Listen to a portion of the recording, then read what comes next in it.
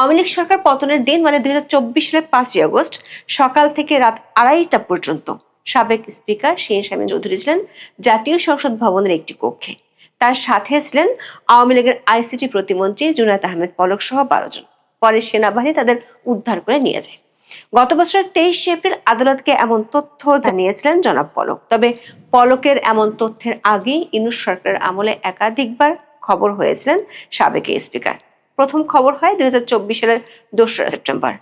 সেদিনের খবর ছিল পদত্যাগ করেছেন জাতীয় সংসদের স্পিকার ডক্টর শিরীন শারমিন চৌধুরী।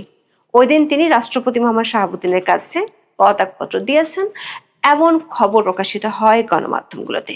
বিস্ময়কর তথ্য ছিল পদত্যাগপত্রটি সংসদ সচিবালয়ের মাধ্যমে রাষ্ট্রপতির কার্যালয়ে পাঠানো হয়নি।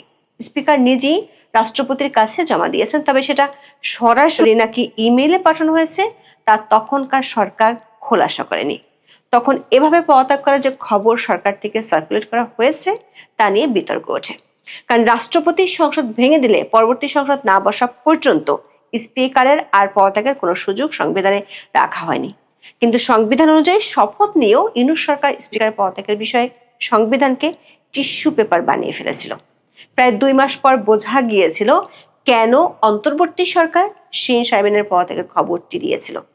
2024 সালের 31 অক্টোবর উপদেষ্টা পরিষদের বৈঠকে জাতীয় সংসদ সচিবালয় অন্তর্বর্তী বিশেষ বিধান অধ্যাদেশ 2024-এর খসড়া অনুমোদন দেওয়া হয়। ওই অধ্যাদেশ অনুযায়ী জাতীয় সংসদের স্পিকারের অবর্তমানে তার প্রশাসনিক ও আর্থিক দায়িত্ব পান সাবেক আইন উপদেষ্টা অধ্যাপক আসিফ নজরুল। সপ্তাহখানেকের মধ্যেই আবার শিরীন শারমিন চৌধুরী সংবাদপত্রের শিরোনাম হন। এবারের শিরোনাম হলো পাসপোর্ট পেতে আঙুলের ছাপ দিয়েছেন সাবেক স্পিকার। পুলিশ বলছে পলাতক।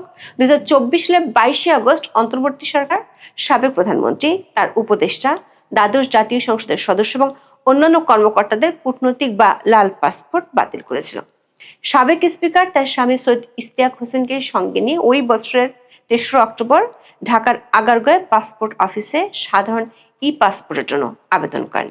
10 অক্টোবর তাদের আঙুলের ছাপ ও আইরিশ ছবি জমা দেওয়ার কথা ছিল। গণমাধ্যমের খবরে তখন বলা হয় বাড়িতে বসেই তারা আঙুলের ছাপ ও আইরিশ দিয়েছেন। দর্শক খেয়াল করে দেখুন, 2024 সালের 6 নভেম্বর বাংলাদেশের অনেকগুলো গণমাধ্যমে এই খবর প্রকাশিত হয়েছিল, যেখানে বলা হয়েছিল তিনি ঘরে বসেই আঙুলের ছাপ দিয়েছিলেন, যার অর্থ হলো অন্তর্বর্তী সরকার আমলে হয় সরকার তাকে গ্রেপ্তার করেনি অথবা করতে পারেনি। জনশ্রুতি আছে সরকার করতে পারেনি কারণ তিনি ছিলেন সেনা হেফাজতে। 2025 সালের 22 মে আইএসপিআর পক্ষ থেকে 626 জনের একটি তালিকা প্রকাশ করা হয়, যাদেরকে 5 আগস্টের পর সেনা সদরে আশ্রয় দেওয়া হয়েছিল। এই তালিকার 4 নম্বর নামটি ছিল শিরীন শারমিন চৌধুরীর। এরপর বেশ লম্বা একটা সময় স্পিকার কোথায় ছিলেন তা নিয়ে আলোচনা শোনা যায়নি, তবে মাঝে মধ্যে 2-1টি গণমাধ্যমে তিনি নিখোঁজ এমন খবর প্রকাশিত হতে দেখা গিয়েছিল।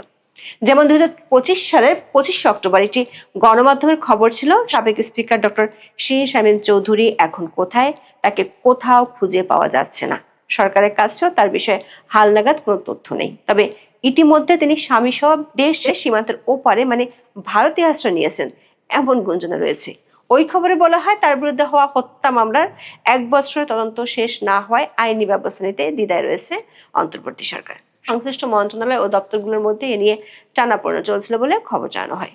সবশেষ নির্বাচন হওয়ার পর যখন শপথ পড়ানোর জন্য স্পিকারকে দরকার, তখন বলা হয় তিনি কোথায় আছেন কেউ জানে না। যদিও 1.5 বছর আগে ঘরে বসে তিনি পাসপোর্টের জন্য আঙ্গুলের ছাপ দিয়েছিলেন। সরকারি ভাষায় এই না জানার মধ্যেই মঙ্গলবার ভোরে ঢাকার ধানমন্ডি এলাকা থেকে তাকে গ্রেফতার করে মিন্ট রোডের কার্যালয়ে নিয়ে যায় ঢাকা মহানগর গোয়েন্দা পুলিশ বা ডিবি। জুলাই আন্দোলনে লালবাগ থানায় আশরাফুল ওরফে ফাহিম নামে এক ব্যক্তিকে হত্যা চেষ্টা মামলায় গ্রেপ্তার দেখিয়ে আদালতের কাছে 2 দিনের রিমান্ড চায়। শুনানি শেষে আসামির রিমান্ড ও জামিন নামঞ্জুর করে কারাগারে পাঠানোর নির্দেশ দিয়েছেন আদালত। 60 বছর বয়সী সাবেক স্পিকারকে যেভাবে আদালতে হাজির করা হয়েছে তা ছিল দিনভর আলোচনার অংশ।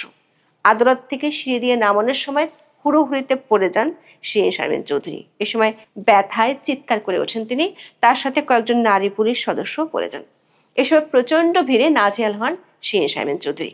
তার চেয়েও বড় প্রশ্ন ওঠে, কেন প্রথমবার মতো রাষ্ট্রীয় প্রোটোকলের 3 নম্বর গুরুত্বপূর্ণ ব্যক্তিকে গ্রেপ্তারের জন্য বিএনপি সরকার আরবিট্রারি ডিটেনশন বা স্বেচ্ছাচারী আটকের ঘটনা ঘটালো। বাংলাদেশের রাষ্ট্রীয় প্রোটোকলে 1 নম্বর আছেন রাষ্ট্রপতি, 2য় স্থানে আছেন প্রধানমন্ত্রী এবং 3 নম্বরে আছেন জাতীয় সংসদের স্পিকার ও প্রধান বিচারপতি। সে অনুযায়ী সাবেক স্পিকার শিরীন শারমিন চৌধুরী ছিলেন 3 নম্বর গুরুত্বপূর্ণ ব্যক্তি।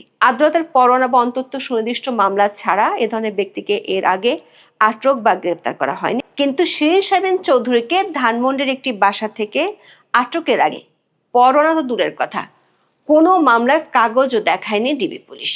গণমাধ্যমের খবর অনুযায়ী তাকে গ্রেপ্তার করা হয় ভোর 4:30টায়। সময়টা ভোর বলা হলেও বাস্তবে তা গভীর রাত, যখন যে কোনো মানুষ গভীর ঘুমে থাকেন। শিরীন শারমিনকে একজন দাগী আসামি যে তাকে এত রাতে গ্রেপ্তার করতে হবে। ডিবি পুলিশ দাবি করেছে বিভিন্ন জায়গায় আত্মগোপনে ছিলেন শিরীন শারমিন চৌধুরী। সর্বশেষ তিনি ধানমন্ডিতে এক আত্মীয়ের বাসায় ছিলেন, সেখান থেকে তাকে আটক করা হয়। অথচ শিরীন শারমিন চৌধুরী 2024 সালের 5ই আগস্ট কোথায় ছিলেন এবং এরপর কোথায় ছিলেন সে তথ্য এরই মধ্যে বলেছি।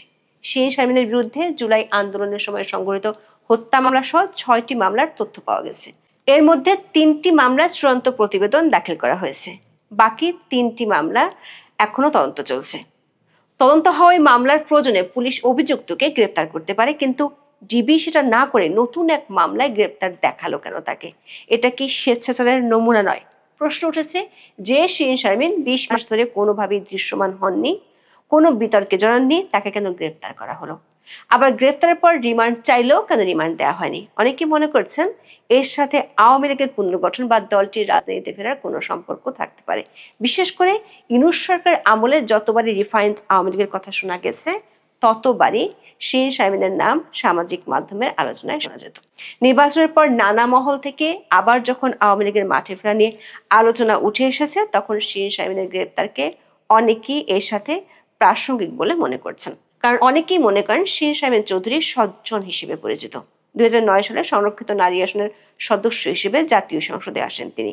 মহিলা ও শিশু বিষয়ক প্রতিমন্ত্রীর দায়িত্ব থেকে 2013 সালের 30 এপ্রিল বাংলাদেশের প্রথম নারী স্পিকার নির্বাচিত হন তিনি। এরপর 2014 সালে আওয়ামী লীগ সভাপতি শেখ হাসিনার ছেড়ে দেওয়া রংপুর 6 আসন থেকে উপনির্বাচনে বিজয়ী হয়ে সংসদে আসেন শিরীন শারমিন চৌধুরী। টানা 3টি সংসদে তিনি স্পিকার ছিলেন। আওয়ামী লীগের পুনর্গঠন ঠেকাতে সরকার শিরীন শারমিনকে আপাতত আইনি হেফাজতে পাঠিয়ে দিল, এমন আলোচনা নানা মহলে আছে। কারণ যেভাবে তাকে মামলায় গ্রেপ্তার দেখানো হয়েছে সেটি মোটামুটি পরিষ্কার, পুলিশ রাজনৈতিকভাবে হয়রানি করার জন্যই এমনটি করেছে। আদালতে গ্রেপ্তার ও রিমান্ড আবেদনে ডিবি জানিয়েছে 2024 সালের 18 জুলাই কোটা সংস্কার আন্দোলনের অংশ হিসেবে লালবাগের আজিমপুর সরকারি কলোনি এলাকায় ছাত্র জনতা মিছিল করছিলেন। এই সময়